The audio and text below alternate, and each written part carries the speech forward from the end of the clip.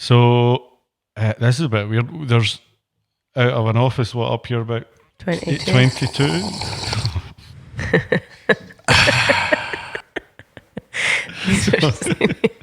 So again, out of an office of 22, there's only 3 people left, and unfortunately, one of them is Chris Lumsden, who was He's making currently noises having a with cup his of tea. Good afternoon. So so you enjoying that, big man? Yeah.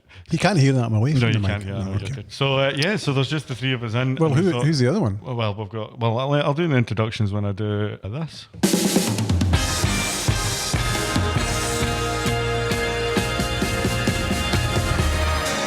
Welcome to the Good Roundup. Good is a brand consultancy in the UK, and we just like talking about things that kind of get our attention. Today, I am delighted to be joined once again by Mr. Chris Lumsden, one of the founding partners. He made that very clear last time. One of the founding partners of Good. Thank you. Hello. Hi. Thank Chris. And I have the managing director of Good, Julie Murdoch. Hello. Hello. So what a difference a kind of day makes. We were having a board meeting yesterday and everything. We were planning out about what was happening with the virus and everything else. And we went for a drink afterwards, and then suddenly... It all changed again. Yeah, We had to leave the pub. And so Well, you didn't. I did. yeah, Julie went back up and had a chat with the team. So where we are now is that within the space of 24 hours, across 2 offices, we have now initiated, and we were talking yesterday about having a plan for it, and now the plan is we were going to rehearse it, and now there is no rehearsal. Now we're just getting on with it. It's live. It's live, and now we're the last 3 in the office after making sure everybody had their kit and communication and everything else. And we were in a position to be able to do that because we've been planning for this for the last couple of weeks. So the kit for working from home, the procedures, protocols, all that kind of stuff. I know. Do you remember the in first place. meeting we had in here that day? I know, it seemed like a seems joke. weird. I know, it was a joke. It was like, seemed this it was seems something that would never ridiculous. happen. It's not going to happen, but Yeah. just in case, let's just Yeah. make sure we've got all our belts and braces. And there was not just our people belts. sniggering. Oh, they're having a meeting about coronavirus. And here we are. I know, here we Because you are. were talking about, right, we're going to have to get stuff FedEx to people and all the rest of it. Yeah. And I was kind of going, Yeah, for very sure, good, for Chris, sure, yeah. For sure. And then here we are. So it's been kind of a bit of a crazy day. And, you know, It's been a crazy couple of days. well, yeah, I guess so. And then now that the office is empty, and then here we are. But as far as... Strange times. Thank you, Thanks for Chris. that, Chris. Thanks, Chris. What I was quite impressed about today is everybody just kind of rolled their sleeves up and we Got can on do with this and we can do that and here's some advice and everything else. I was very proud of the team just kind of getting on with I know it. there's almost a sort of excitement about it, isn't there, in terms of embracing the unknown. help and and Yeah. getting involved. Yeah. And we were talking about, because we touched on that yesterday, didn't we? If you could put aside the kind of concern and worry, both health-wise and also business-wise, that this sort of uncertainty creates, it would be a really exciting, interesting time because it's forcing you to completely reevaluate and change the way that you work over the course of 24-hour period, which is Yes. a challenge, but And it's good. It's one a that good everyone's embracing. sign of the depth of the culture and the responsibility people feel. It's good. Lovely to see. And I think we're fortunate because of the type of business we have. You know, we're not a manufacturing company that have all sorts of operational issues. We can mobilise people really quickly and easily and relatively straightforward things in place. So. And I think what was also good is like you just show that you work with a team of creative problem solvers who Yeah. saw a problem and went, you know what we could do this, we can do that. And Julie, I think you did a very good job of corralling all that energy to kind of put It's it a in one. little bit of frustration this morning, creeping in, but we all rubbed along fine in the end. Jules was pulling together the presentation and lots of people were asking or adding to that, and you were like, we'll get there. We've got And it was, on the flip side of that, to see that energy and momentum and sort of camaraderie from the team is really uplifting, I would say, and reassuring. We had a conversation on Friday with the whole team to say, we don't know what's going to happen here, but this is what we're planning for. This is the conversations we are having and transparency and all that kind of stuff. And then fast forward a few days or a weekend and that pulling together and just getting your hands getting stuck in and amongst it is what everyone's doing. So keeping your hands clean, not keeping dirty. your hands, no. Obviously, Jules. Very good.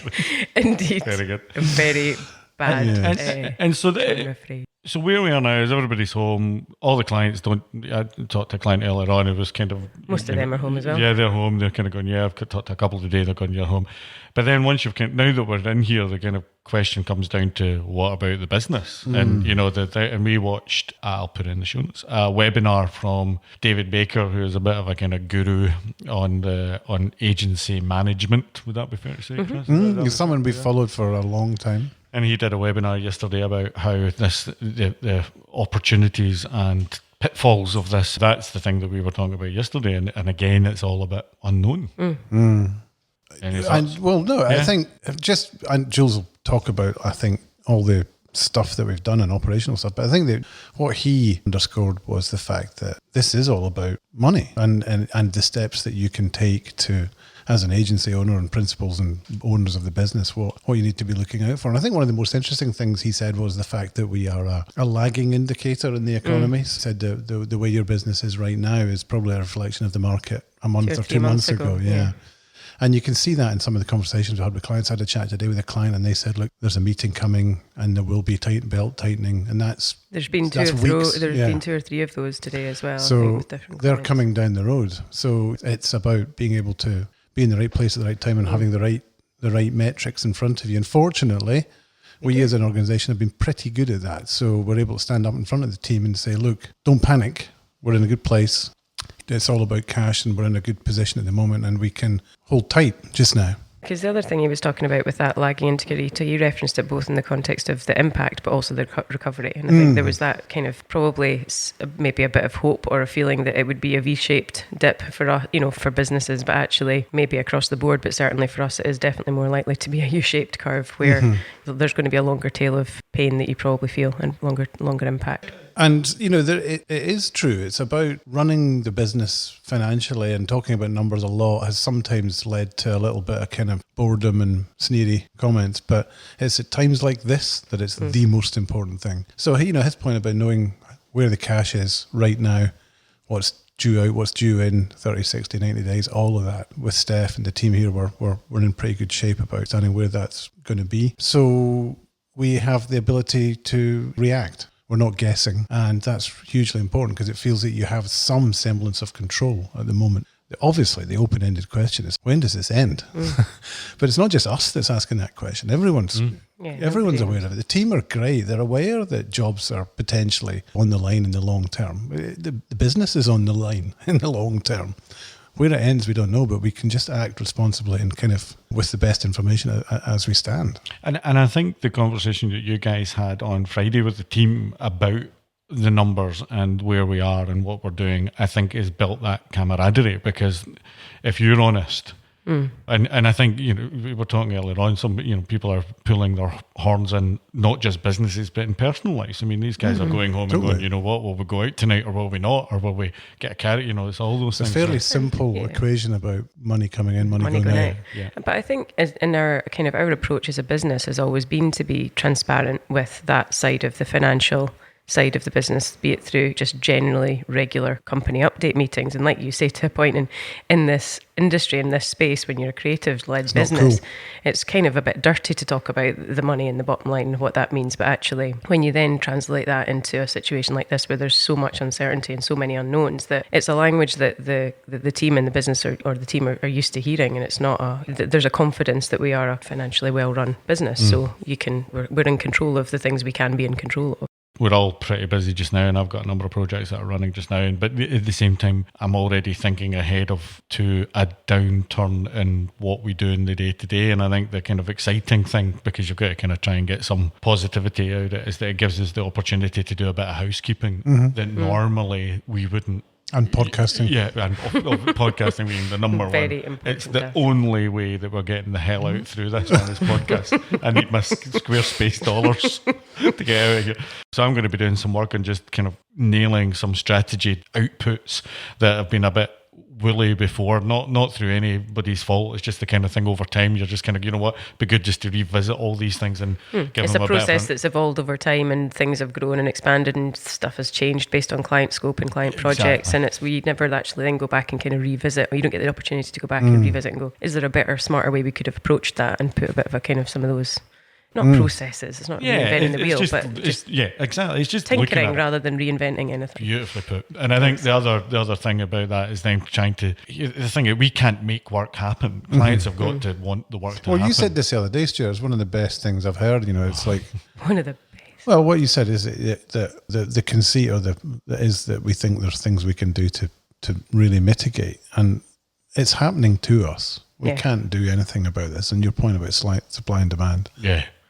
And we can't make that demand happen, and we've got supply, and but we can't make it happen. So there will be a little bit, and again, I think David Baker talked about this, about trying to be a little bit proactive. Is there some things that you can do? And we'll be looking at that because this will end. Yeah. Well, and these are the things that we learn over the years, with non-execs, and people say it's the things, the things that you can't see that will kill you. These existential threats.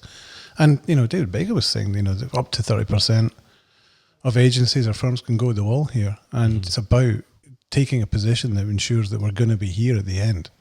And we have to be here at the end. And be stronger. Yeah. Ideally, but just be here. I'd agree. I think we will be. I think, as you say, we're well positioned. We're a well-run business. We take it seriously. I'm not saying that people don't, but it's, the numbers are as important as the creative output for us, because without them there is no creative output, and without the creative output there's no numbers, because it feeds off each other.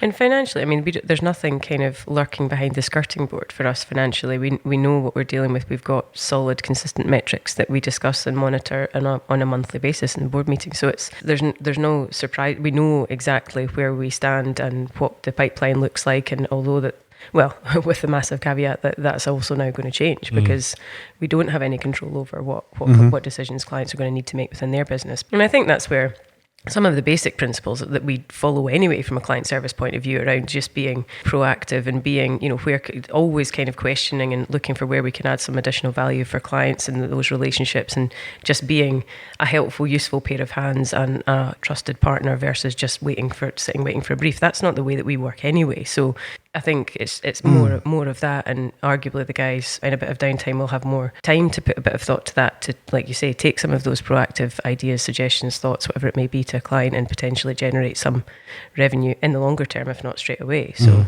it's just, a bit of a reevaluation of what we can be doing. And I think it's, important that, and we've just been through something earlier on which reinforces the point that it's important, and David Baker's a specialist. Listen to the specialists. Ignore the generalists. There are a lot of people willing to offer you unsolicited advice on things they don't know anything more about than you do. So I'd rather listen to the people that have deep expertise in particularly the mechanics of running an agency and an agency business, what levers they would pull. Yeah. I think on the one hand that provides a bit of solace, because you can go, well, we're doing that and we're doing well there, and then it also gives you a bit of focus for the things that you could tighten up on. So I did do a bad thing last night. What did you do? What did you do? Well, I'm not going to mention any names, but I was on LinkedIn. Oh, you'd had a few drinks. I might have had a beer. Oh dear. Right. And I think you'd maybe had 4 beers. Was there a piece of general advice, Joe? It was a head of a PR company telling me and the rest of the world their thoughts about how it was all a bit ridiculous, and if you think about the deaths and everything else, and I'm sitting there going, are you off your head? You're not in any position. He runs a great business and everything else. He's done very well for himself, and fair play, but at the same time going, this is no way your he's area. Not working with the Centre for Disease Control. He's not standing beside Boris going, this is what we should do. So I wrote a wee message saying, politely. No. Basically, why don't you shut the fuck up? And I put an itty, fuckity up. Did you spell it the right way? To make it a little bit less insulting. Just to make it a little less insulting. As my granny would say, because she was a salty old mare, if you don't know anything about this, just shut up. Shut up. I think that's the problem with the channels and stuff we've got at the moment. My email box is full of stuff. Yeah. LinkedIn's full of people just talking. It's like, how many times? Talking about stuff like wash your hands and do this and do that. Really? Is that really your role to tell me to wash my hands? I think, because the thing is that advice on, and it's because that extends to some of the stuff around working from home principles and stuff like that. It's like, God, I know. Everyone can read things like people repeating news or sending tips. Lovely, very useful. Yeah, anyway, the one about don't work in your pajamas. Good. Yeah, and I think, to be fair, I think when you're, and we touched on it this morning, I think there are some people in the business are going to be more used to working from home than others, and I think there's a discipline that's required, and I think both in terms of creating that space and whatever that may be that works for you, but also then knowing when to wrap up and shut down at the end of the day. I think it does. So there are things I think that are useful. You did some tips about stuff today. What run us through some of that stuff? I can't remember. Well, if I may jump ahead to me, what I thought the most important tip that Julie gave is one that you don't really see a lot, and it's like, if you start to feel a little bit isolated just sitting on a computer, because I think you do take it for granted being in an office, that there's always somebody talking, and then suddenly that's not there. And then I think your point of actually, look, we may not have a lot of interaction day to day with the team, but if you feel a little bit lost or a wee bit isolated, just phone somebody, pick up the phone, and we're going to be trying to do a bit of that, of just trying to make sure we're getting in touch with everybody throughout the day to say hello, just to make sure everybody's all right. And I thought that was actually the best piece of advice that I haven't seen anywhere, because it's easy to say working from home. I know. I think, and it's when I was thinking about it last night and reflect, kind of go, right, well, fine. Operationally, we're organised, we're teed up, the guys have all got their kit, we know what the log, we know what screen sharing and conference call software we're using, everyone's got their logins, everyone's got remote server access, all the kind of nuts and bolts stuff is taken care of. But then it is that, you think of the conversations and the daily interactions you have with the team, which largely happen because you're sitting in one space. Now, some of those will be meetings and project-related discussions, but there's a lot of other discussion that happens in an agency that isn't structured in that way, and I think that's what... Are you talking about the water cooler stuff? The water cooler stuff. Well, not necessarily, but yeah, essentially, it's just, I think... The stuff that happens in between. We all work in an agency like this, or in this business, in this industry, for it to do great work, but also because of the culture that comes with it. And I think when you then isolate people in houses with flatmates or partners and kids, and then you lose that. And I think it's just thinking about easy, small ways to maintain that connection with people. And I think, we had the conversation with the team on Friday. We were transparent, like I was saying, about discussions and scenarios that we were planning for and discussions we were having as a management team. And I think you can have bits and pieces of those conversations throughout the week already with some of the team because you're in the office. But like you say, putting 20-minute chat in the diary with the full team, a Google just Hangouts to do an chat update on a month, 3 times a week, to say here nothing's changed or this is what's changed. Just staying connected. A source of kind of truth, because otherwise people make their own conclusions. Yeah, and because there's so much news. There's so much news and so much advice. Yeah, and culture is one of these things that you can talk about, but actually only really comes to the fore in a crisis. That's really when you've got a culture. Well, Scott said that just as he was leaving. And there's a bit of humour in it as well. You've got to have some dark humour in there. Yeah, it's what we do as humans. It's the world's worst social experiment. I'd rather we weren't doing this, but it's going to be interesting. I don't think it's going to change. I've had a couple of people say this is the way. It's going to change the way we work. Fundamental. No, it won't. No, we're quite elastic, aren't we? We'll go back. Yeah, and that's like we were saying this morning.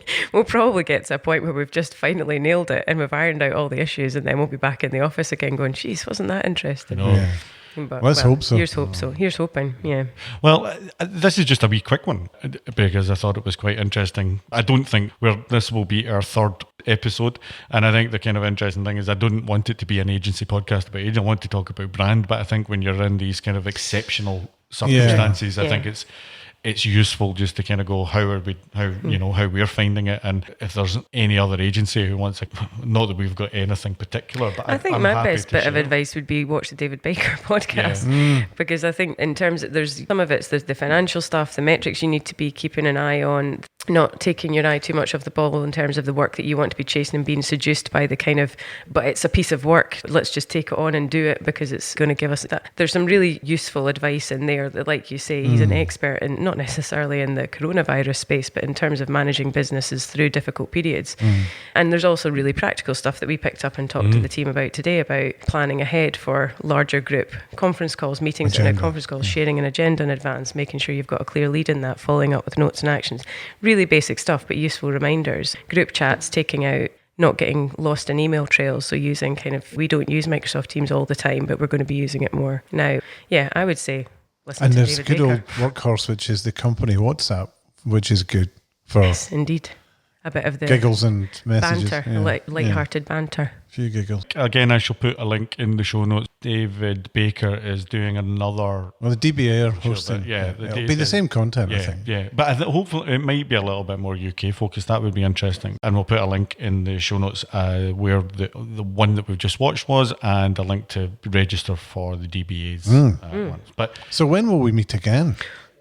well, Well, I don't I'll see know. you tomorrow. Well, I suppose. Well, that's the thing. I mean, we've adopted we called it a flexible working from home policy, didn't we? Because we're the majority of the team are working from home, but we don't have a 100 people office. We can have a few Tight. people in the office. If folk need to come in, then fine. So we'll have folk in and out Yeah, over the course of the next couple of weeks until the advice changes. And as soon as the schools go off, expect me to live here in this office, in this room, because on the old dog bed. oh man, I'll be on the dog bed because if There's I bubble have- wrap. Get a bubble wrap bed.